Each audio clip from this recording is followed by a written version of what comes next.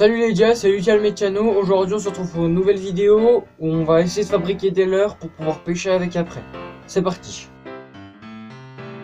Vous avez besoin de bois de récupération, enfin qui vous sert plus à rien. De stylo, voilà tout simplement. Et d'outils pour travailler le bois. Ciseaux à bois, lime, tout ce qu'il faut quoi.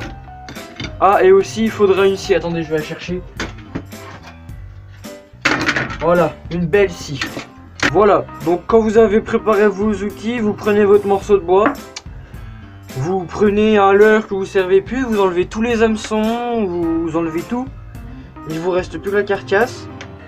Moi, vu que j'ai déjà fait quelques petits modèles, j'en ai fait un, donc on va refaire celui-là. Donc en fait, vous prenez votre leurre, vous le posez sur votre bois et vous le refaites comme ceci. Voilà, comme ça quand vous avez fait le tour, après vous pouvez enlever tout ce qui est là, regardez. Où il y a les traits, c'est ce qui va être coupé. Et le leurre, ce sera ça, tout simplement. On va couper.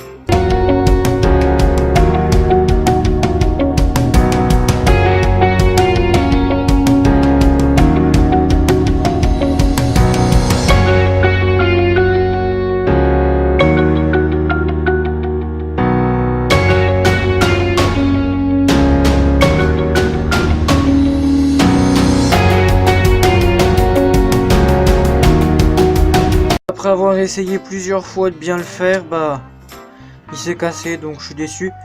Donc pour pas que la vidéo se retourne longue, je vais en refaire un, pas en vidéo. Et j'arrive quand c'est fait. Voilà, donc là j'ai fini. Donc en fait ce qu'il fallait faire, je reprends l'ancien que j'ai raté. Il fallait couper tout au bord de la ligne pour bien l'enlever. Donc le mieux c'est avec une scie à sabre, une scie sabre. Comme ça passe bien tout au bord. Donc si on s'en fout, on peut le jeter, tiens, hop la poubelle. Voilà. Donc après vous allez devoir poncer pour qu'il soit lisse. Donc là il est pas trop lisse encore. Là vous allez, il a eu des éclats de bois, donc on va tout rectifier ça. On se retrouve maintenant. Donc là voilà, méthode à l'arrache, un étau fait maison. Donc en fait on met le bout de leurre et on met 2 blocs en bois, puis on serre avec un serre-joint à fond, comme ça il bouge plus. Donc maintenant on va passer au ponçage.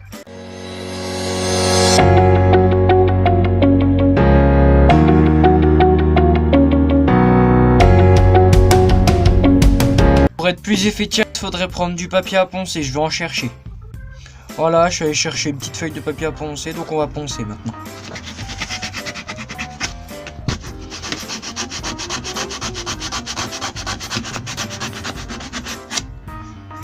Je l'ai enlevé de l'étau parce que c'était trop galère à poncer. Il fallait tout le temps que je l'enlève et que je le remette. Donc je vais juste prendre le papier, le mettre bien comme ça, en mettre plusieurs. Et je vais les clouer dans l'étau, dans l'établi. Ça sera plus rapide. Donc voilà, je me suis pas embêté. J'ai mis une feuille de papier à poncer que j'ai cloué. Là, il y a des petits clous. Enfin, vous les verrez pas tous. Comme ça, je vais le frotter dessus. Ça, c'est du 40. Donc après, je changerai au fur et à mesure de plus en plus fin. Attendez, je dois avoir... voilà. Après, je mettrai du 60. Après, du 120. Bah, c'est de plus en plus fin, quoi. Donc c'est parti, on va pouvoir poncer un peu là.